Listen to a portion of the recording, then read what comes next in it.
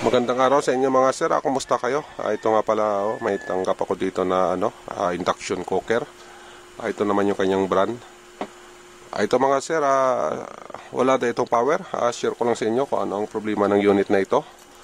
Pero bago natin ito buksan, plug in muna natin. Ayun mga sir, wala talagang power. Yung kanyang display walang lumabas. Ito yung kanyang power on dito. Pindutin natin. Ayun mga sir, wala talaga itong power. Ito, buksan ko lang ito. Alamin natin kung anong problema ng unit na ito. Ito mga sir, nabuksan ko na itong induction cooker na ito. Ito yung mga nakasit up na pisa dito sa loob niya. Ito naman yung kanyang circuit board na ginamit. Ito yung pinaka board nito. Ito yung kanyang easy input. Ayan.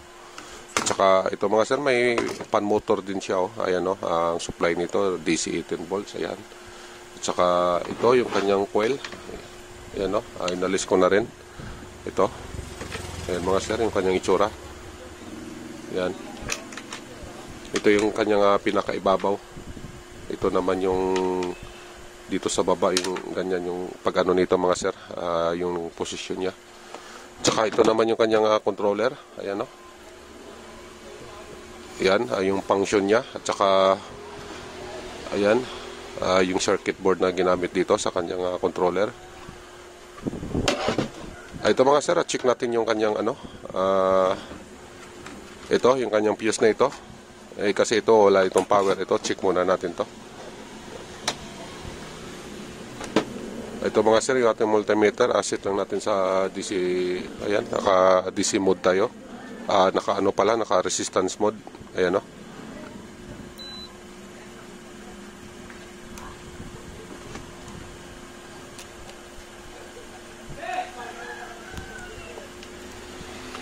Ayan mga sir, walang reading. Ayan, walang reading sa ating multimeter. Putok yung fuse nito. Ayan. Ito, ulitin natin. Ayan mga sir, walang reading. Dito tayo, tingnan natin yung likuran. Ayan mga sir, yung kanyang likuran. Ayan, umitim. Ibig sabihin, pumutok o nag-spark. Ayan, papunta dito. Ito, sukatin natin yung kanyang easy input, itong dalawang line na ito. Baka shorted ito kasi putok yung fuse at saka ito, putok din ito. Ayan mga sir. Ito, buzzer mode lang natin.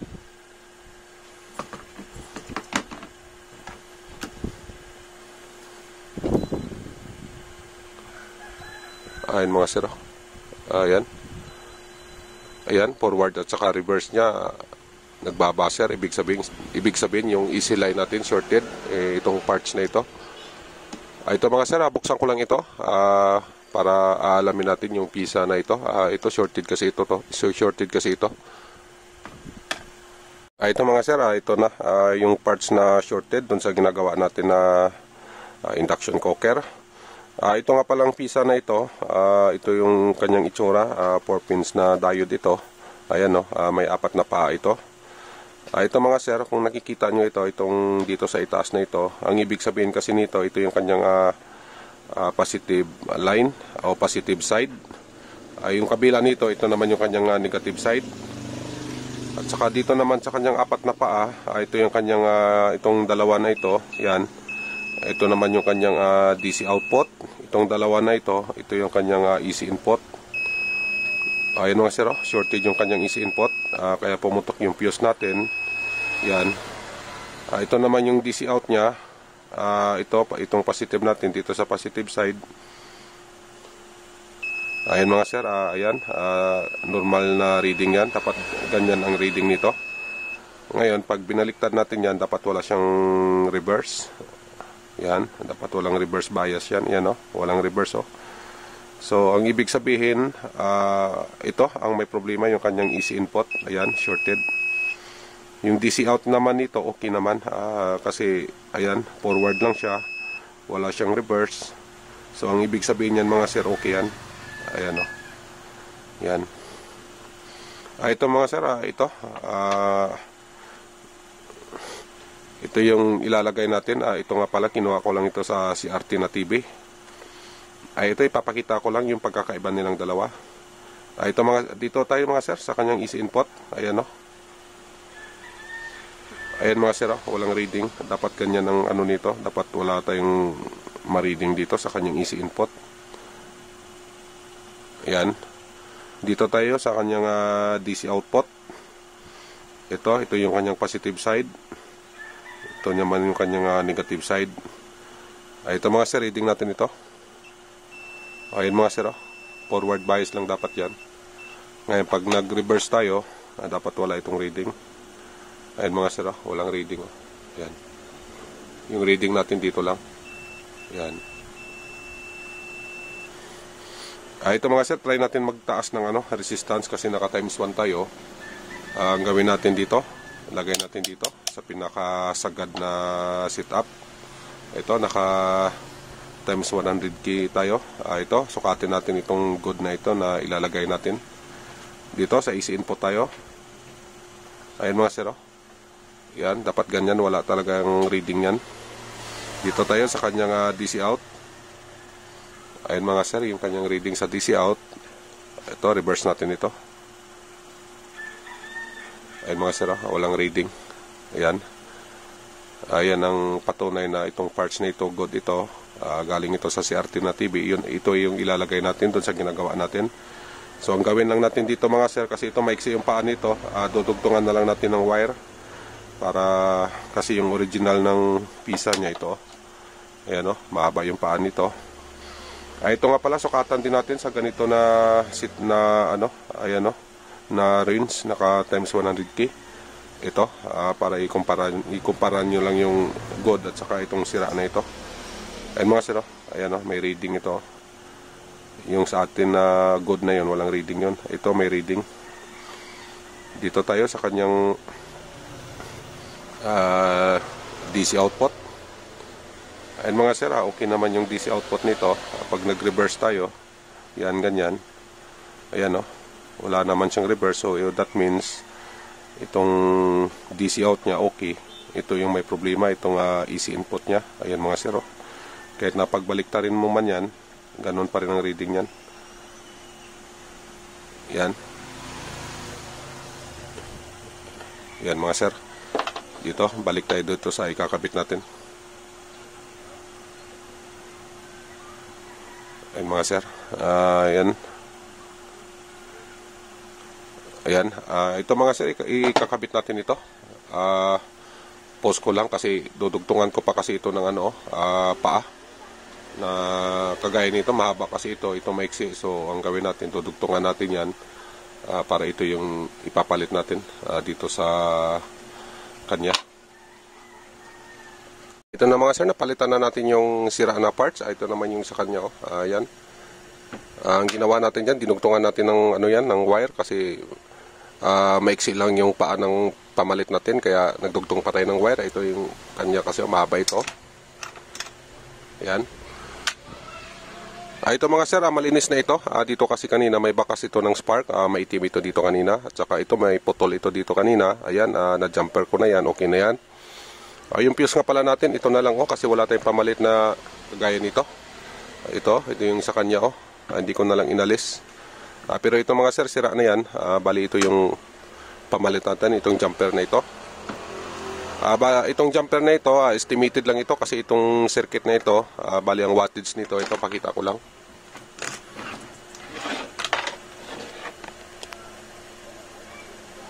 Ayan mga sir, yung kanyang wattage, 1,600 watts.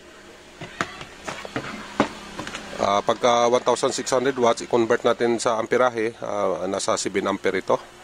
So yung nilagay natin na fuse dyan, binagay lang din natin sa amperahe. Ang ginawa ko dyan, 3 wire na maliliit, pinagsama-sama ko.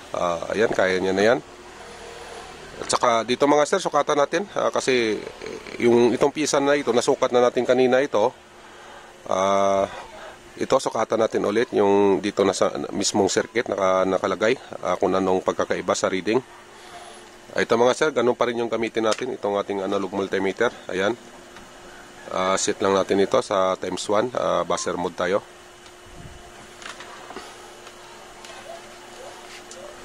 Ito mga sir, dito tayo sa kanyang easy input. Dito. Ayan mga sir, kita na yan. Dito tayo sa easy input nito. Ito mga sir.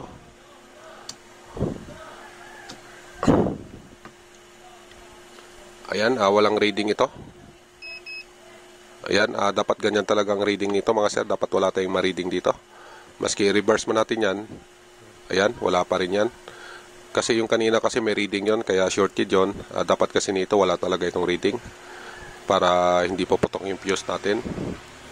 Dito tayo sa kanyang DC output. Ito mga sir, dito sa kabila. Ayan o. Yung pinakadulo-dulo ng paa ng diode na ito. Dito. Ayan mga sir, may reading tayo dyan. Ayan yung kanyang forward bias. Ito yung kanyang positive side. Ito naman yung kanyang negative side. Ayan mga sir, normal na reading yan. Ngayon, pag binaliktad natin yung panukat natin, dapat wala tayong reading. Kasi pag may reading tayo dyan, shorted na yan. Ayan mga sir, wala tayong reading. Ayan. Ang ginawa ko nga pala dito, hindi na ako dito sa DC output niya kasi nga wala namang problema yung DC output natin. So, ang ibig sabihin nun, wala nang problema yung ating sinusupplyan ng DC output na ito. Bali, ang pinaka-problema lang talaga, ang easy input, nag-shorted, kaya pumutok yung ating fuse. Sa madaling salita mga sir, bumigay talaga ito, itong 4 pins na diode na ito, itong kanya, bumigay talaga ito. Ayan. Ito mga sir, i-ano natin, itong pamalit ka pala natin na diode, okay lang naman ito, kung maski sa TV natin kinuha. Kasi nga parehas lang naman sila ng easy input. Ito kasi yung easy input nito nasa 220 volts. Yung pamalit natin, ganun din, nasa 220 volts din yung easy input noon, kaya parehas lang din sila. At saka yung pinalit natin, mas malaki-laki pa yung dito mga sir. Ito nga, maliit ito. Yan. Ito mga sir, try natin kung okay na ba yung ginawa natin kasi ito wala namang shorted ito. Ito may fuse na rin tayo. At saka okay na rin yung line na ito. Ito testing natin. Ito mga sir, final test na tayo. Itong pan nga pala nito, dito ito galing. Ito yung kanyang pinaka-terminal nito. Yan. At saka itong kanyang coil naman, dito naman ito nakalagay mga sir. Dito, ayan. At saka itong dalawang wire na ito. Yan, dito naman nakalagay, dito sa dalawang terminal na ito. Pero ito mga sir, hindi muna natin ilalagay ito. Magtitesting muna tayo. Bali ang ilalagay natin ito, yung kanyang pinaka-panel muna. Ayan o. Titingnan natin kung okay na ba yung power natin kasi magkakaroon dito ng indicator. Lalo na dito sa kanyang power at saka dito sa kanyang display. So, ito nga pala mga sir, dito lang ito ayan o. Dito yung kanyang terminal. Yan.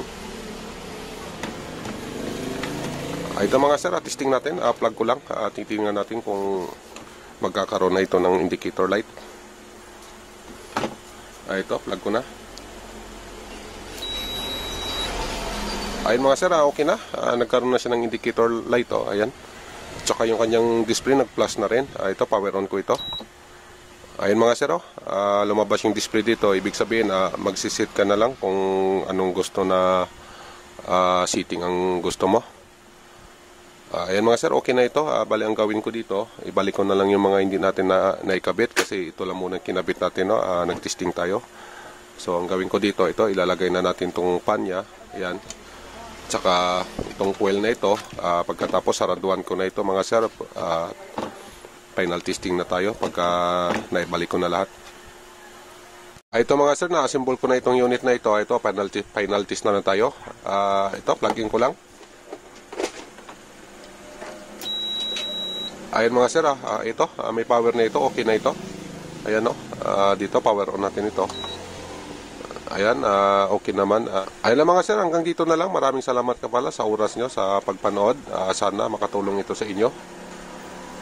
Ayan, kung nakabinipit naman kayo, paki-like na lang at saka subscribe para tuloy-tuloy lang tayo sa ganitong mga gawain sa pag-share. Ayan mga sir, mag-iingat na lang kayo lagi. God bless inyong lahat. Bye-bye.